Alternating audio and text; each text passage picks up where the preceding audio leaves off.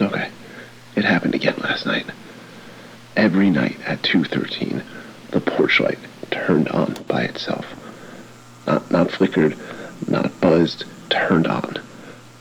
My dad said it was bad wiring, but bad wiring doesn't knock. 3 taps from under the boards. Then, silence. One night, I finally asked, "Who's there?" And from beneath the porch, something whispered back, "You are. Eventually."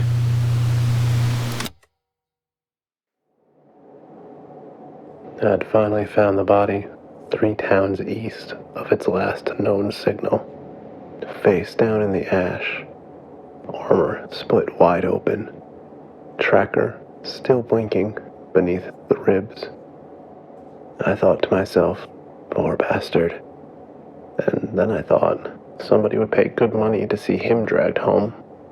So I took his chain, took his weapon, the little coin sewn into his glove, and then I saw the mark on his wrist.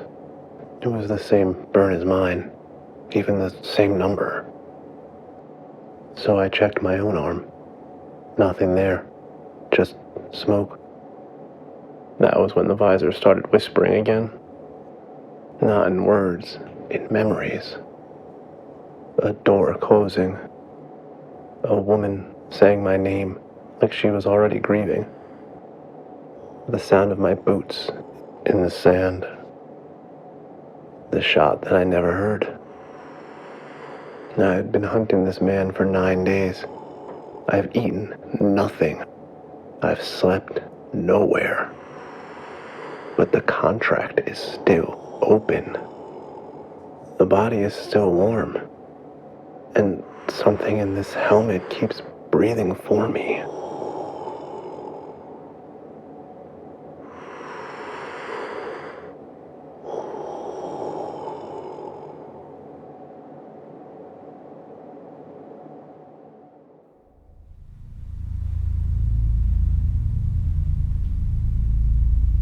First time the robot spoke, it was from inside the wall. Good evening. Please remain still. I froze in the hallway. My mother's old house had been empty for 6 years. No power or furniture. No reason for anything inside it to know I was there. Then the voice came again, lower this time. Movement detected. Behind the drywall, something clicked. Not loud, just a small, patient sound, like metal teeth touching. I backed toward the door. Please remain still. The floorboards under me flexed. You are making this difficult. I turned and ran. The front door was gone. It was fucking gone. Just smooth wall where the door had been, painted the same dead yellow as the rest of the room. From somewhere above me, the robot sighed. I was hoping you would not notice.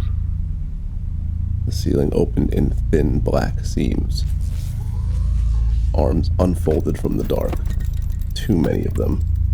Jointed, careful, quiet.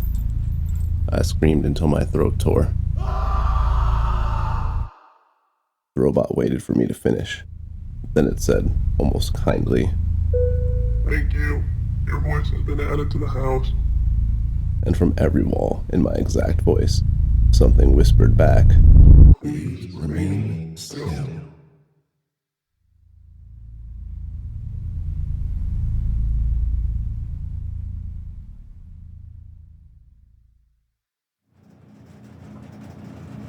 I fell asleep with laundry in the dryer.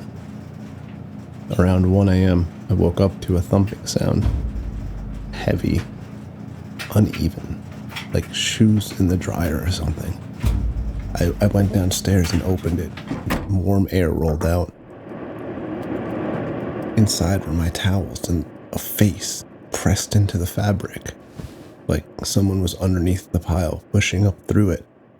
Eyes shut, mouth open. I stumbled backward. The dryer door swung shut by itself. Then the machine started again. Thump, thump, thump. I unplugged it and it kept spinning. The face pressed against the glass door from inside. Now its eyes were open, and its mouth moved with each turn. I leaned close enough to hear it. It was saying, You never check before you install.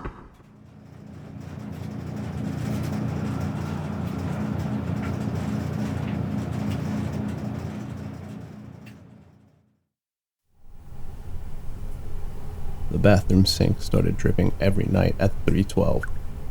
Same time. One drop, then another, then another. I replaced the washer. I checked the valve. I tightened everything.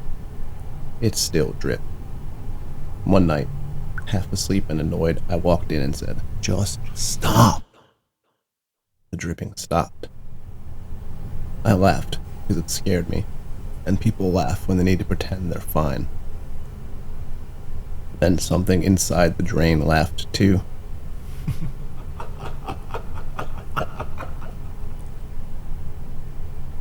I wept. I backed out of the bathroom. The sink gurgled. Then my own voice came from the drain. Not a recording, not an echo. My voice. Stop. Then the faucet turned on by itself. Black water filled the sink. Floating in it was a toothbrush. Mine.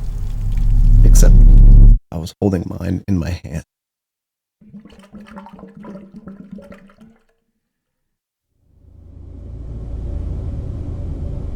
The first picture was on my nightstand when I woke up. A Polaroid of me sleeping. At the bottom, someone had written, "You still sleep like that." I knew it was Caleb before I even picked it up. We hadn't spoken in 12 years, but when we were kids, he used to take pictures of me when I wasn't looking. He said people were more honest that way. The next morning, there was another one. Closer this time. So close I could see my eyelashes. Written on it was, "You almost woke up." Then I started seeing him at the grocery store, across the street, reflected in dark windows, always smiling like he was waiting for me to notice. Then one morning, I woke up clean shaven. My whole beard was gone. No razor or hair in the sink. No cuts on my face. Just me in the mirror, looking wrong. Written in shaving cream were the words, "There you are again." That was when I remembered what his mother used to say. "If Caleb gets mean, come tell me." So I did. I drove to her house. She answered the door before I knocked. The second she saw my face, she sighed. Oh, Caleb. "So you know." She let me in. In the kitchen, I told her everything.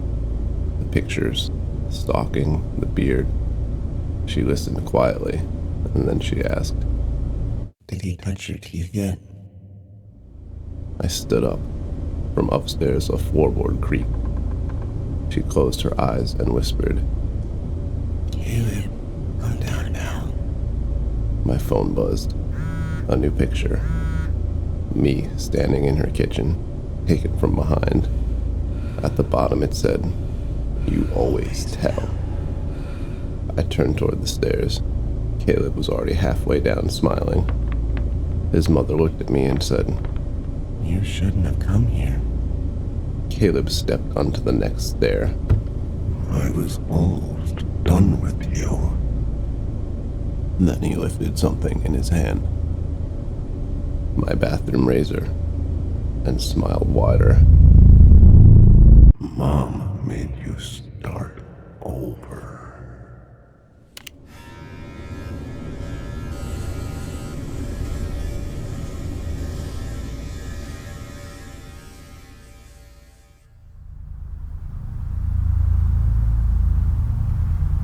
vent in my bedroom was painted shut.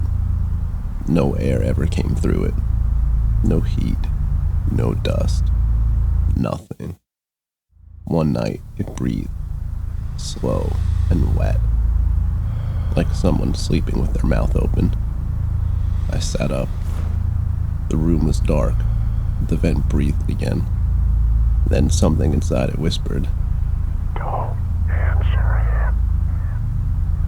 I held my breath. A second voice came from under my bed. My voice. Quiet and tired. I know. I did not move. The vent went silent. Under the bed, my voice whispered again. He's awake. Then the thing in the vent started crawling backward. Fast.